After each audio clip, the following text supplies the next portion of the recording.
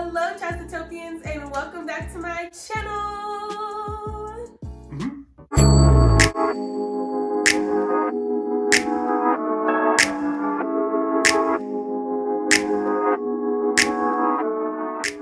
Welcome back to my channel, everyone. Today we have a special guest. It's Chris. Today I'm doing a video that you guys requested off my Instagram polls, and that is a marriage Q&A. How long have we been married so far? Feels like forever. So, got married. We got married December 5th, 2021. So we've been married probably like a little over a month. Well, almost 2 months. February 5th will make it 2 months. But this is just gonna be like a what we've discovered so far video. And just to see where our minds are, and maybe you guys can take some tips away from the things that we've learned so far. As you guys know, me and Chris have been in a relationship for a very long time, like 8 years.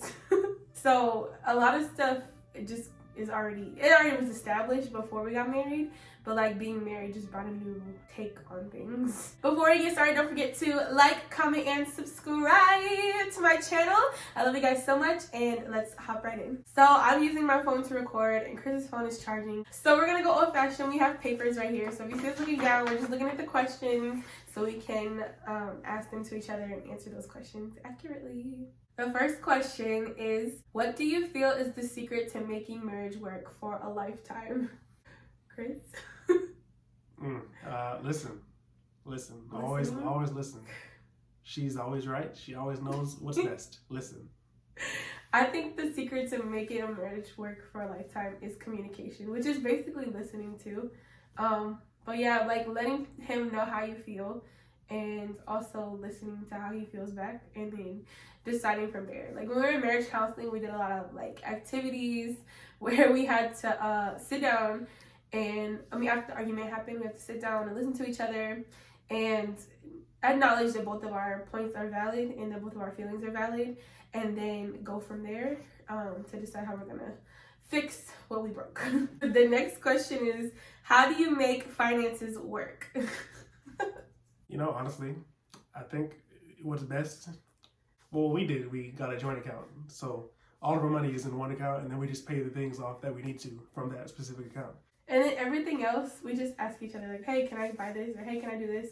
And it works really well because then it's like money doesn't just go missing. And it also promotes accountability because we're both like spend type people. Like Chris likes to buy video games and all that kind of stuff, graphic tees, as you can see. I like to go to Target and Starbucks a lot, and I have a little sister, and I like to take her to Target and Starbucks with me. So like we're spending a lot of money. But I think having a joint account really helps with accountability and not spending so much, because we can see each other's financial transactions, and we can keep up with what we're spending and how much we're spending on each specific area. So like bills, rent, groceries, activities, all that different stuff. Question number 3, is arguing normal? No, I'm just kidding. Yes, it's totally normal. I think everybody argues. Anybody has an opinion, and people are not always going to agree with you, especially your significant other, because people were raised differently. They have different belief systems and all that stuff. I think it definitely helps if you have the same belief system and like you're coming from a similar background, but like everybody has their own opinion about things. What do you think? Well, we argue a lot. So I'd say it is pretty normal. It's mostly stupid stuff though, like really simple stuff, and we just like pick a fight over it because I'm very passionate, and Chris is very passionate about saying no to me, and I don't like that word, so we get into arguments. But we always find a way to to solve the arguments and to get through stuff. Question number 4, how do you successfully balance work and home life? Okay, so I hated my job for a long time. I think it was really detrimental to my home life because I would come home and I would be so angry that I would take it out on Chris, and like I would complain, and it's okay. And like it was just ruining my home life and like my personal life. So I ended up leaving that job because it got to a point where I couldn't take it anymore. But to balance work and home life, you have to like know that you have a life separate from this person. So like when you go to work, like you have your own coworkers and your own workplace relationships and stuff, and then when you come home, like it's cool to connect about it and talk about your day, but at the same time don't bring that negative energy into your house because it's gonna create a problem between you and your spouse. Yep, gotta get your water. Chris has water too, you guys. You like our mugs? Wait, turn it around the other way. I don't know why they put the handle on this side. They're cute. Clink, clink. I mean, you just have to like, you know, like kind of like what she said. You gotta keep it separate. You know, like with my job, my boss left, and it kind of created a power vacuum, and it was kind of like stressful on me because I was getting more responsibility. So they look to me and it's like, Chris, hey, where's this? And it'll make me upset. I get mad and angry. Then I come home and, you know, she's pregnant, so she's very emotional, and I don't want to just like, you know, project that anger onto her because that's not fair to her. You know, it's not fair to our marriage. So I just. We're not saying like, you know, hide the bad parts of your life, but like you have to balance, like it says, work-life balance. Talk about it for a little while and then just like release it, let it go, and move on with your evening, move on with your morning, whatever. How did you figure out a balance with household chores? I hate chores, you guys. I hate cleaning up, but I like to keep my house tidy, and Chris loves to keep my house tidy. So it just kind of works because he does all the housework while I just watch YouTube. I'm just kidding. Okay, so usually we clean on like the weekend, so either Saturday or Sunday. I try to help Chris clean when I can, but like I am pregnant and like my whole body hurts and I'm just like over it. But Chris vacuums, Chris does the dishes, Chris he definitely cleans the kitchen. I'll say that. She can't wash dishes. I can't. It makes me nauseous. Yeah. The smell of the dirty dishes and the water. I like to clean when he's not home. Like if I have a day off, I'll clean up the house. Like I'll make sure everything's clean when he comes home, put the clothes up or whatever. But Chris has been taking on a lot of the housework because I'm pregnant and I'm tired and I'm sore and I love him so much. Like he's the best hubby ever. But yeah, household chores. I mean, it's not really like a thing we argue about because Chris likes to clean, and even though he doesn't always want to, he does, and he does it well, so it works out. Question number 7. Did you create boundaries to protect your marriage? Boundaries? What are boundaries? I feel like I'm more of a boundaries person than he is. Like, I love my boundaries. Like, as I get older, I realize, not with him, I love him. He can be on my butt 24/7. But, like, with other people, I like to create boundaries because I don't want too much of my life getting, you know, disrupted by irrelevant stuff. So I'm more of the boundaries person. He's really not. I don't feel like we have that much of boundaries. We live together, so like we're always. That's not really in your room. So like back away. Chris likes to play video games at night, and like I throw a fit about it, but most times I let him do whatever, and then I go to sleep. No. Yes, I do. I let you go in there and play, and I go to sleep. No. Yes. No. I wanted to do it last night, but you said no. Because I wanted you to hug me last night. Well, so he didn't want to cuddle, you guys. You always want to cuddle. I want to go out there. Because I like cuddling. It's cold outside. It is. And it's great. You can feel warm under the covers. Well, I want to be out there. God. We don't have that much of boundaries between us. The next question is, what is the story of how you met? And I think you guys pretty much know how we met. And if you don't, I have a video on my channel. It's kind of a breakup video, but it explains how we met. But anyways, I'm going to tell you guys again. We met in high school in 9th grade in biology class. I was sitting at the table with my 2 friends, and then my teacher decided to swap my 2 friends for 2 boys, and I had to sit by these boys in biology class, and one of them happened to be Chris over here. And one day I got his kick. If you guys remember kick, you're really old. But I got his kick, and I started bothering him and pestering him until he loved me, and the rest is history. That's not how that story went at all. How'd the story go? We were best friends. And then, we were best friends, yeah. We used to talk to each other about everything. And then, you know, the fates, you know, just, you know, our fates intertwined, and there we are. Yeah, he didn't like me that much, you guys. No. But it's okay, because he loves me now. Her laugh was annoying. Still is, but, you know, I put up with it, so. Whatever. Yeah. He has a big head. What were your first impressions of your partner? I saw his eyes. He has really pretty eyes. I love his eyes. I hope our baby has his eyes. I hope not. I do. They're so pretty. No, I hope our daughter does not have nice eyes. Because if she does, dudes are going to talk. And I just don't have to. I don't want to deal with all that. So he's going to knock him out. Him and Uncle RJ. What was your first impression of me? Your laugh was annoying. He always says that. It was. It kind of still is. But, you know. Get used to it. Get used to it after a while. Let's see. What else? First impression. I thought you were cute. Ew. I see pictures back then before I met you, and there's no way we would ever have gotten together. But yeah. I was in middle school. Who wasn't awkward in middle school? Me? I look good all the time. What you talking about? I got Don't the maybe yearbook. insert pictures I got of you. the yearbook. I got the yearbook from middle school. I can show you what I look like. How did you know when things were getting serious? Me and Chris were not gonna get married last year, but we decided that we were gonna have a baby. We didn't really decide we were gonna have a baby, but we're having a baby. So we decided to go ahead and get married because clearly it was a long-term thing, and like we weren't going anywhere. We're gonna be here for each other forever anyways. So we decided to get married. We moved in together. Things been got serious. Like, I think they've been got serious. Maybe within like the last 3 years. Yeah. I mean, before that was really just like puppy love stuff. But like maybe like 2 or 3 years ago, it's like, okay, this person I'm gonna be with forever. Yeah. What did your families think of your new boyfriend or girlfriend? You want to go first? Or you want me to go first? You can go first. Chris's family literally hated me. See how he didn't even try to deny that? He wasn't even like, they didn't hate you. Hate is a very strong word. His family did not like me. Chastity has a very strong personality. That's and they she sometimes it comes off as rude and mean and disrespectful. I hate that word, but it just kind of comes off.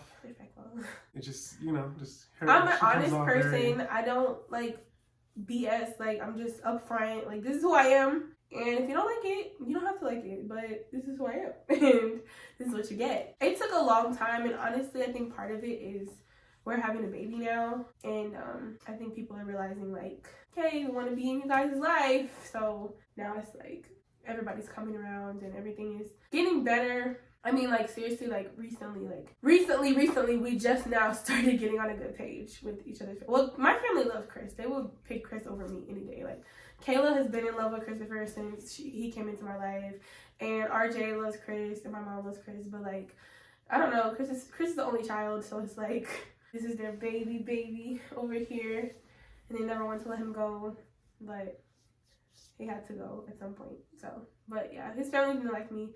I think we're good now. We had Christmas together, the wedding was great, and I think things are moving in a good direction for everybody, but it took time. Took a lot of communication, took a lot of sit-down talks, but I think everything's moving in a better direction for us now.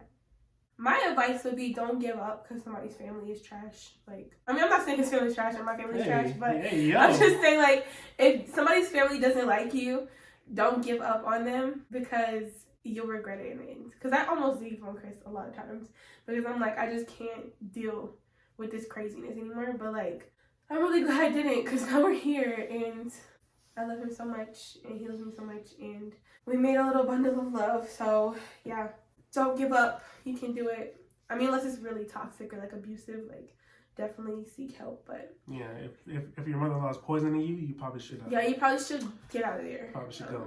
But if not, you can work through it. Pray about it. Look to God. He'll help you. All that good stuff. When did you know you would end up getting married? Like a month before we got married. Yeah. Yeah, like my mom is super religious, but like, yeah. And I am too. Like, I really do believe in the sanctity of marriage and all that stuff. And like, we were having a baby, so I was like, okay, first we probably need to get married. And like, I didn't want to go to courthouse and get married because that's not cute. No offense if you got married in courthouse, but it's just, I've always been planning our dream wedding, you know, because like I love him so much, and like I always knew I was gonna marry him, but like I've been planning a wedding, you know, since I was a little girl. It's every girl's dream is to go up and get married and wear that white dress and everything. And like it was hard to plan in a month, but we did, and I feel like our baby is going to benefit from us being married, because like being in a relationship is one thing, but at any point you can just leave. And there's no consequences. Whereas if you're married, like you can still leave, but like it's more of a commitment and more of a like, let's work through this and really like get to the bottom of things and fix this for our child type thing. So that's just how I feel about it. What was something unexpected that happened at your wedding? Let's see. I didn't fall, so that's great. Talking about Kayla. Let's see. Oh, right. Kayla, her sister, obviously, forgot my ring, which is great, but, you know, cool. That was interesting. So, just I almost freaked out because when RJ had the ring for me, my brother was Chris' best man, and he had the ring for me, and like he was looking at Kayla like, "Do you got the ring?" And Kayla's face was like, and I was like, "Oh my gosh, it's sitting on the counter in the room." But then my aunt saved the day. She brought the ring and handed it to Kayla real quick. Nobody even noticed, and everything was fine. So yeah, that was good. Kind of worked out in the end. Yeah, I didn't trip. My dress was really long. I didn't trip, so. I didn't lock my knees, and He cried though. He was so cute. Yeah. It's because I call him my Pop-Tart at the end of my vows. I take my vows first, don't I? Yeah, and I was crying too. Yeah. The mascara was all down my face. Yeah, I look like a raccoon. Thanks. Yeah. Number 17. What was the most special part of your wedding? It's a good question. I like the sand ceremony. Yeah. I feel like that was like a real unity moment or whatever. And then we were like praying after, like we were holding hands and praying. Yeah, it's pretty good.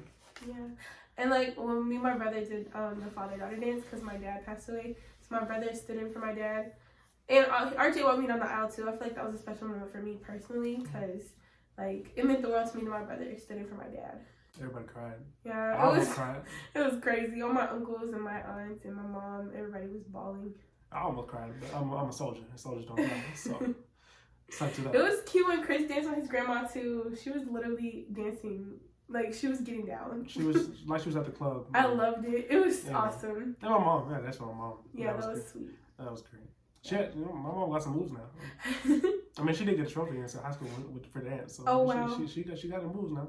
Shout out Mama Kim. Yeah. What traditions did you start together? I brought a lot of my family traditions over to our family. We do a lot around the holidays, like the Saturday after Thanksgiving, we put our Christmas tree up.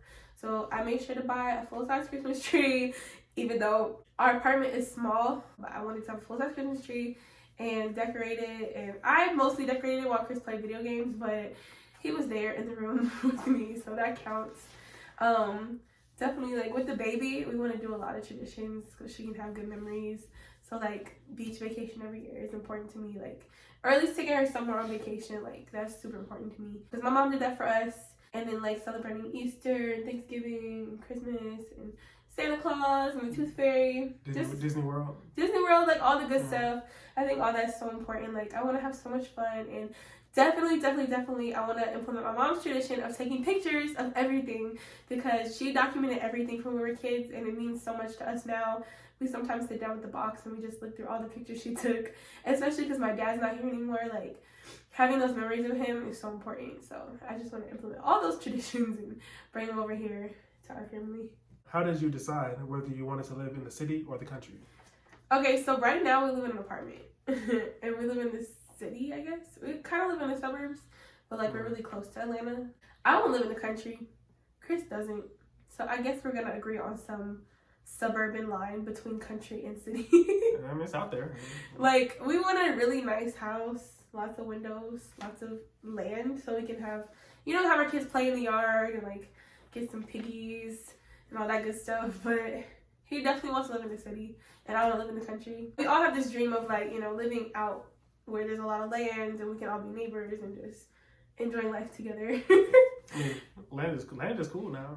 I mean, real estate is important. I'm not against land, but yeah. As far as in the country with the cows and the milking the cows and getting feeding the chickens and all that, that's not for me. Sorry. It's okay if you're into that, which is great, and I respect that. But I just can't. Maybe we should do like a farmhouse and a condo in the city. Wow. We could just meet halfway. Yeah, probably. It's probably best. What has been the most challenging time during your relationship, and how did you get through it? Like I mentioned earlier, there's a whole video about this on my channel. And the reason I left it up is not to like, embarrass Chris or call Chris out or make him feel bad. I left it up because it was important to me and it was a piece of me. And I feel like I gave some really valid information in there. And even though me and Chris ended up working things out, I feel like that video spoke volumes about where I was at that time in my life. But I think the most challenging part of our relationship was that time when Chris, I don't know how to say it without being, blunt, but Chris had cheated on me. Everybody can say what they want to say, but at the end of the day, we were there. We know what happened. And I'm just glad that we were able to work through that and get to where we are now. Yeah. It's, It's not my best moment, but you know. And like I can understand where he was coming from. He just went about it wrong, you know. Like I'm the only serious relationship Chris has really ever had, and he's the only serious relationship I really ever had. Yeah. So like he wanted to go see what else was out there, but like he could have did it differently than how he did it, you know. Yeah. But probably shouldn't have, you know, did all that. Yeah, did the most. He played everybody, but it's okay. Yeah. It's okay. It's okay because we went through that for a reason, and we're stronger now, right? Yeah. Do you make time for each other? Like a date night? I mean, we just did that, literally. We go on dates a lot. I think it might change when the baby comes. Yeah. I mean, we'll probably be cooped in a lot more. I mean, this year we made a concerted effort to not spend money on fast food, like, at all. And we haven't. We really haven't. We got Chick-fil-A once because I was just not feeling like cooking. And, we just try to, do, we agreed on one, sit down dinner out a month, and we did ours already. We went to Longhorn. It was great, you know. Yeah, it was really great. Yeah, I think it's more of a special treat when you only do it every once in a while. So yeah, and it's working for our finances too. Like we kept so much money in the bank in January. We used to spend till we had negative in our account. Seriously. And you guys know my vice is binge eating. And I think that it's helped me get into a more healthy mind space when it comes to eating. Because I cook more and I cook things that are better for me and that taste good. And yeah, I think it's better overall that we don't go out every single day anymore. But yeah, we try to make time for each other and do those date nights. We also like to do things individually. Like I said, Chris likes to play video games. I've been getting to a space where I like to read or I like to watch YouTube and just work on myself. And I think that's important too, but definitely you want to date your partner even after you get married, because I think you can lose sight of that love and connection if you don't. And even with our baby coming, I still want to make sure we make time for each other. And I think Kayla's going to come babysit for us. Yeah, it's, you know, it'd be nice to get a break, probably. I mean, this is the first time, our first time having a baby, so we really don't know how we're going to how we're gonna react to certain things and certain stuff that might come up, but we'll get through it together. Yeah, that's the important thing. Ear. Yeah. What world events had an impact on your marriage? Well, I would say it's impacted our marriage per se, but it's impacted. Well, I guess it's gonna impact how we work through our marriage in the future, especially with our baby. I am biracial, and Chris is. I don't know what Chris is. I don't know what Chris is black, so we're just gonna say black for this video. So our baby's probably gonna be 75-25, you know, for the purposes of the video. So I think Chris is trying to say the way the world is set up right now is gonna affect how we raise our baby, and we have to kind of be on the same page when it comes to stuff like that. How do we work through this? How do we explain this to her? How do we raise her, you know, to be awesome in a shitty world, basically. We have so many different movements now. Black Lives Matter.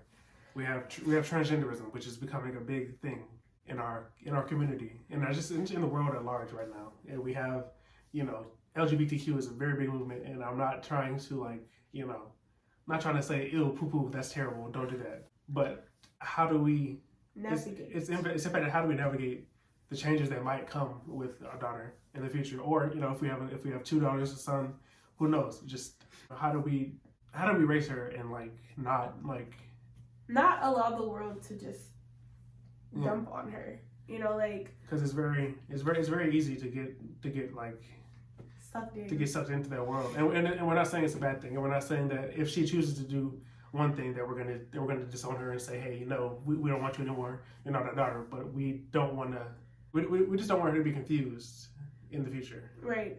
At this point, right? Because the movement's only going to get bigger, and whether that's a good thing or a bad thing is not for me to say, but its impact on our world is only gonna get bigger, and it's only gonna expand into different avenues of life, and we just kind of want to be on the same page. We want to proceed with caution and make sure she's getting the full story about everything, and not just hearing one side or the other, and just falling into peer pressure and the popularity of whatever. We want her to make wise, good decisions and to live her best life, essentially, We just don't want this world events to impact her in a negative way. We want her to be happy and be herself and, you know, find out who she is on her own and not just learn it from the let outside people world. tell her what she needs to do and what she needs to be. Because it's everywhere. TV, movies, books, Yeah. video games. And that's not a bad thing. Representation is important.